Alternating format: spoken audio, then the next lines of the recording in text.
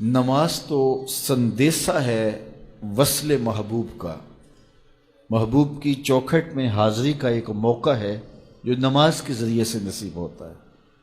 تو اگر کوئی شخص نماز کو اپنے لیے بوجھ سمجھتا ہے تو پھر وہ محبوب کی ملاقات کی اہمیت کو ہی نہیں جانتا۔ نماز کے لیے جب اذان پکاری جائے تو بندے کو خوشی، فرحت اور مسرت ہونی چاہیے کہ میں اب رب کے حضور حاضر ہوں گا، نہ یہ کہ وہ گھڑی پہ نظر ڈال کے کہے کہ ابھی تو آئے ہیں اب پھر دوبارہ اذان شروع ہو گئی، تو پھر اس کو شوق نہیں ہے مالک کے حضور حاضر ہونے کا۔ حضور علیہ الصلاۃ والسلام تو جب حضرت بلال حبشی کو نماز کے لیے اذان کا کہتے تو یہ ارشاد کرتے، ارحنا یا بلال، بلال اٹھو اور ہمارے دل کو راحت پہنچا دو۔ ارحنا یا بلال، بلال ہمارے قلب کو، ہمارے دل کو راحت پہنچا دو۔ تو یہ حضور کے قلب کی راحت، تسکین اور قرار کا سبب ہے۔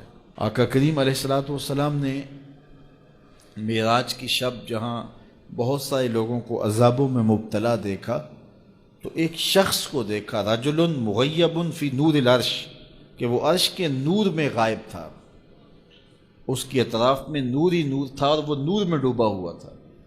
تو پوچھا کہ یہ کون خوش نصیب شخص ہے؟ کوئی فرشتہ ہے؟ تو جواب آیا فرشتہ نہیں ہے۔ یہ کوئی پیغمبر ہے؟ پیغمبر بھی نہیں ہے۔ تو یہ کون شخص ہے کہ جو انوار الہیہ کے حصار میں ہے اور ہر طرف نور ہی نور پھیلا ہے؟ تو جواب ملا کہ آپ کی امت کا یہ وہ فرد ہے جس میں 3 خوبیاں تھیں۔ پہلی خوبی تو یہ کہ اس کی زبان اللہ کے ذکر سے تر رہتی تھی، اور دوسری خوبی اس میں یہ تھی، وَقَلْبُهُ مُعَلَّقٌ بِالْمَسَاجِدِ، اور اس کا دل مسجدوں کے ساتھ لٹکا ہوا تھا، مسجدوں کے ساتھ دل بستگی تھی سے۔ فرمایا کچھ لوگ ہوتے ہیں کہ وہ مسجدوں کی میخیں ہوتی ہیں، جس طرح وہ کیل لکڑی میں ٹھک جاتا ہے تو یہ بھی مسجدوں میں ٹھکے رہتے ہیں، جب بھی ڈھونڈو گے مسجد سے ملیں گے۔ فرمایا کبھی یہ لوگ بیمار پڑ جائیں اور مسجد میں حاضر نہ ہو سکیں تو اللہ کے کچھ فرشتے ہیں جو ان کی عیادت کرنے کے لیے ان کے گھروں میں جاتے ہیں۔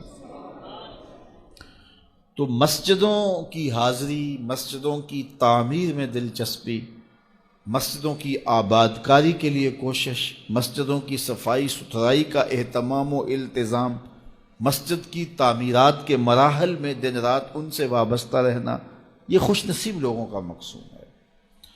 فرمایا کہ اللہ کے گھر وہی تعمیر کرتے ہیں جو اللہ اور پچھلے دن پر ایمان لاتے ہیں۔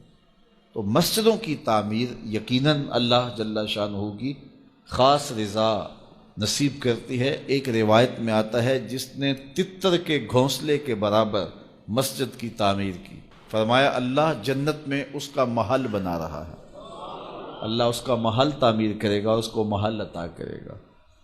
تو یہ تعمیر مسجد یہ خوش نصیب لوگوں کا مقصوم ہے۔ تو مسجدوں کی آبادی اور مسجدوں میں وابستہ رہنا اور دل بستہ ہونا مساجد کے ساتھ، یہ خوش نصیب لوگوں کا مقصوم ہے۔ تو بدبخت لوگوں کو یہ سعادت نصیب نہیں ہوتی۔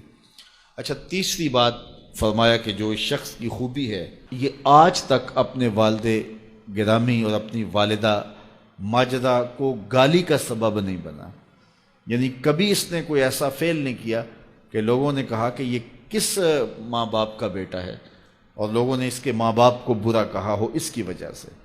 تو یہ 3 خوبیاں اس شخص کے اندر پائی جاتی ہیں، اور آج یہ اللہ کے عرش کے نور کے سائے میں اپنے آپ کو کھڑا ہوا پا رہا ہے۔